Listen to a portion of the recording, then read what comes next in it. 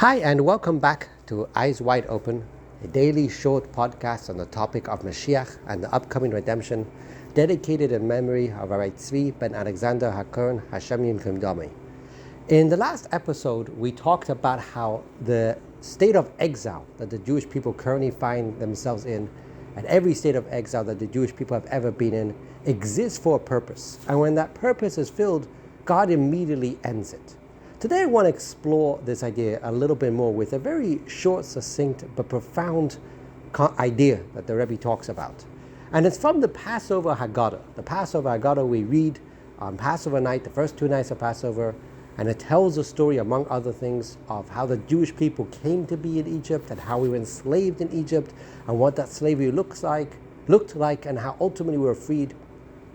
And when you look at the way the Haggadah tells that story, you'll notice it adopts a very academic approach.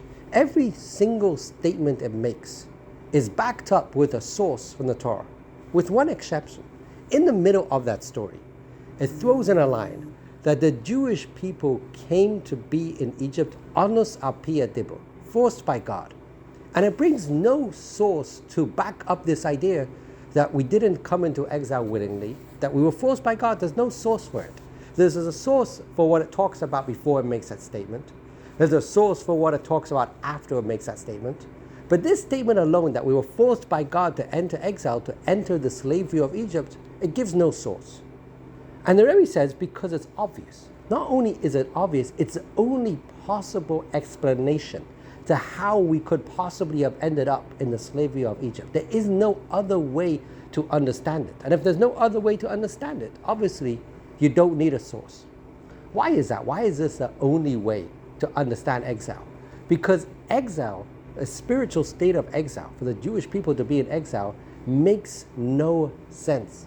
The Jewish people, every single Jew has a soul, and a soul is meant to be free. A soul is meant to be in the land of Israel, connecting to God in its fullest way, keeping all 613 mitzvot, being completely free to express itself in all its spiritual, godly freedom. To be in exile is abhorrent, it's unnatural, it makes no sense that a soul could be enslaved, that a soul could be in exile. And likewise, it says that when the Jewish people are exiled, that the divine presence, the Shekhinah, is also in exile with them. The divine presence is God's divine presence. It makes no sense that God's divine presence could be in exile. And this is a very profound idea, because when you look at Jewish history, not through a Torah lens, through perhaps a more social lens or historical lens, you might assume that for the Jewish people to be in exile is natural. We're a very small nation. We've only ever had one country to live in, and anti-Semitism has existed almost since the beginning of time. And we've always had nations who want to destroy us. Given time, eventually the Jewish people are going to end up in exile. That's one way to look at it. But the Torah says no. The exile makes no sense. There is no natural way the Jewish people end up in exile. God always protects us. God always takes care of us. It doesn't need to make sense on a natural level. It doesn't need to make sense on a historical, social level. The Jewish people are always protected by God. So how then do the Jewish people, how then does the divine presence enter into exile? Because God willed it to be so. God forced the Jewish people, forced the Jewish soul into this completely unnatural state of exile, which brings out a very profound idea.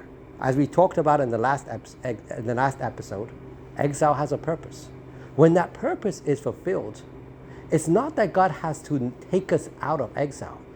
God simply has to stop forcing a Jewish soul, which is innately free, the divine presence, which is innately free, into this unnatural state of exile. The moment he stops forcing us into exile, we automatically revert to our default state of being free. In other words, God doesn't just put us in exile. For exile to exist, God has to continuously force us into exile. But the moment it comes time for exile to end, God will simply stop forcing us into this spiritual state of exile, and we will naturally revert to our default state of being free. May it happen today.